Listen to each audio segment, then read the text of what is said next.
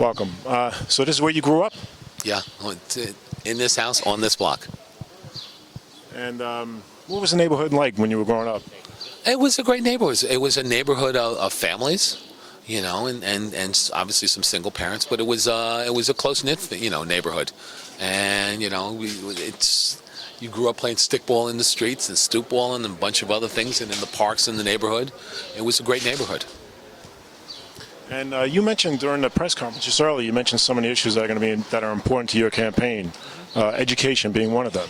Definitely. When you look at education and where it's gone these days, this focus on standardized testing, the lack of a larger educational vision. I mean, those are things that concern me. I want to see an educator at the top of the system as the chancellor again. We haven't had that in over a decade.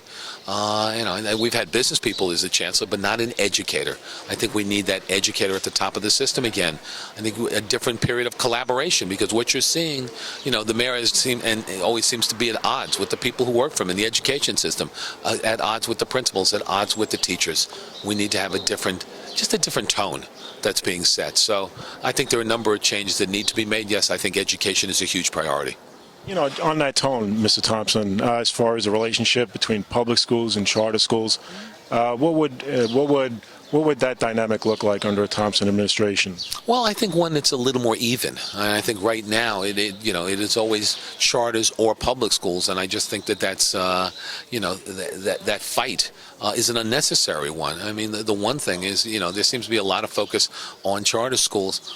Well, there are about 55,000 children in charters. You still have more than 1 million children in the rest of the public school system, and that seems to get lost. We need to maintain the focus there, and even the relationship out between charters and public schools. Mr. Thompson, on jobs, your plan for jobs. We know about the growing income inequality in New York City. Even for those people who do have jobs, still tough making ends meet. What would be your jobs plan? Well, I think that the one thing that we need to do, there are jobs in the city of New York. But what you're seeing is a disconnected, when it comes to training for those jobs. There is not the coordination that needs to occur. There isn't the focus in making sure that we're training people for jobs that exist and jobs that will exist. And it's not just about placement, it's about retention. So I think we need to create a lot of focus there. And I also think that in things like growing a minority and women-owned businesses, that's important. Making sure that we have local preference for businesses to be able to do business with the city of New York. And then what type of jobs are we bringing here? It is, I applaud the mayor in trying to make this the high-tech capital of the world. But at the same point, we need to tie our schools and we need to make sure that our young people and those who are unemployed have an opportunity to get those jobs and the skills necessary and the training to be able to get those jobs. Also on jobs, obviously a lot has been done in the high-tech field. New York used to be home to a lot of manufacturing back in the day.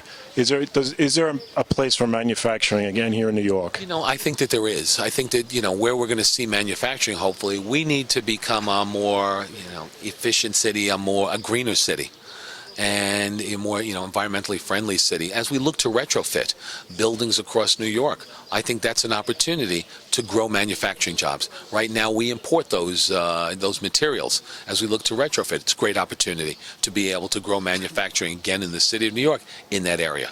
Why do you think New York City needs more police? Look, I think if you see what just happened the last weekend with 25 or 26 shootings in the city of New York. I think if you look what's happening in some other neighborhoods like Brownsville and others, where the Postal Service is concerned and worried about making deliveries, they're worried about safety. Every neighborhood is entitled to safety in this city, and I think the only way that we can do it is to add police officers. We have fallen below 35,000 police officers for the first time in over 30 years. We're down around 34,000 and change. We need to get up to 37,000. So we need to add police officers. I think it's as simple as that to make sure that every community in the city of New York gets the safety it's entitled to. Thompson, one last question. My voice is coming back. On stop and frisk, you said that you're for it, but you're against some of the excesses.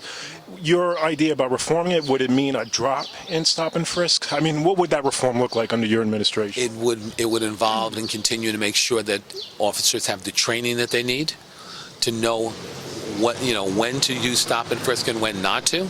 It would also mean not having performance goals attached to it, and that's not supposed to have occurred. So why you've seen this escalation from, if you look at 2002 to 2011, where there were 100,000 stop and frisks in 2002, all up to almost 700,000 stop and frisks in 2011. It's the excessive use, the misuse, the abuse of this system.